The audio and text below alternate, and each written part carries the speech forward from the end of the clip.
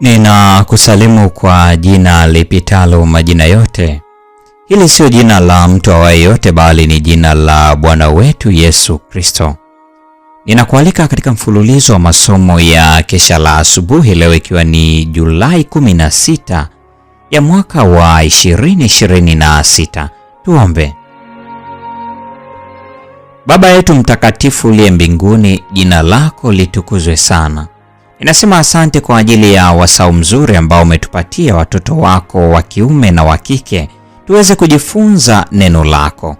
Tunaalika uwepo wako uende pamoja nasi, Roho wako Mtakatifu akatufundishe na kutuongoza tuweze kuyapokea haya tujifunzayo. Katika jina la Yesu tunaomba na kuamini, amina. Mada ya leo inasema kuzinduka kwa kuchelewa. Mhubiri sura ile ya pili aya 11 imeandikwa, kisha nikaziangalia kazi zote zilizofanywa kwa mikono yangu na taabu yote niliyotaabika katika kuzitenda, na tazama, yote ni ubatili na kujilisha upepo, wala faida hakuna chini ya jua. Kwa uzoefu mchungu wake mwenyewe, Sulemani alijifunza ubatili wa maisha ambayo yanatafuta katika vitu vya dunia mema yake ya juu kabisa. Alisimamisha madhabahu kwa miungu ya kipagani na kujifunza jinsi ahadi yao ya utulivu kwa roho ilivyo bure. Mawazo ya huzuni na ya kusumbua roho yalimsumbua usiku na mchana. Kwake hapakuwepo tena furaha ya maisha au utulivu wa akili, na wakati ujao ulitiwa giza kwa kukata tamaa. Hata hivyo, Bwana hakumwacha. Kwa ujumbe wa makaripio na hukumu kali, alitafuta kumwamsha mfalme apate kutambua ubaya wa mwelekeo wake. Mwisho, Bwana kupitia kwa nabii alimpa Sulemani ujumbe wa kushtusha: hakika nitaurarua ufalme usiwe wako, nami nitampa mtumishi wako, walakini katika siku zako sitafanya haya kwa ajili ya Daudi baba yako. Nitaurarua utoke katika mkono wa mwana wako.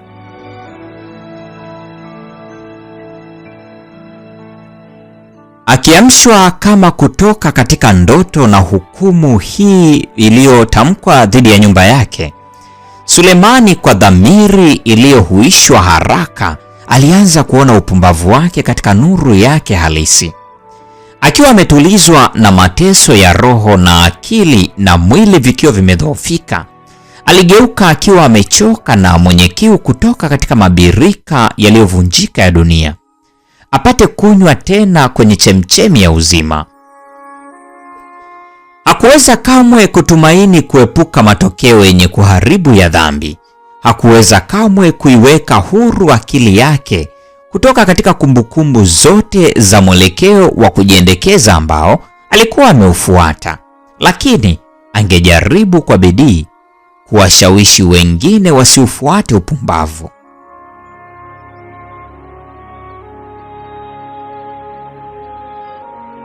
Mtu anayetubu kweli kweli haondoi dhambi zake za zamani kutoka katika kumbukumbu yake. Mara tu anapopata amani, hawezi kuwa mzembe kuhusu makosa aliyofanya. Anawafikiria wale ambao wameongozwa katika uovu kwa sababu ya mwelekeo wake na kujaribu kwa kila njia inayowezekana kuwaongoza kurudi nyuma katika njia ya kweli. Kadiri nuru ile aliyoiingia inavyozidi kuwa wazi, ndivyo tamaa yake ya kuweka miguu ya wengine katika njia sahihi inavyozidi kuwa na nguvu. Leo ni Julai 16, mada ikisema kuzinduka kwa kuchelewa. Na huu ndio mwisho wa tafakari ya mada hii nzuri siku ya leo. Neema ya Bwana wetu Yesu Kristo, pendo la Mungu na ushirika wa Roho Mtakatifu uwe nasi sasa na hata milele. Amina.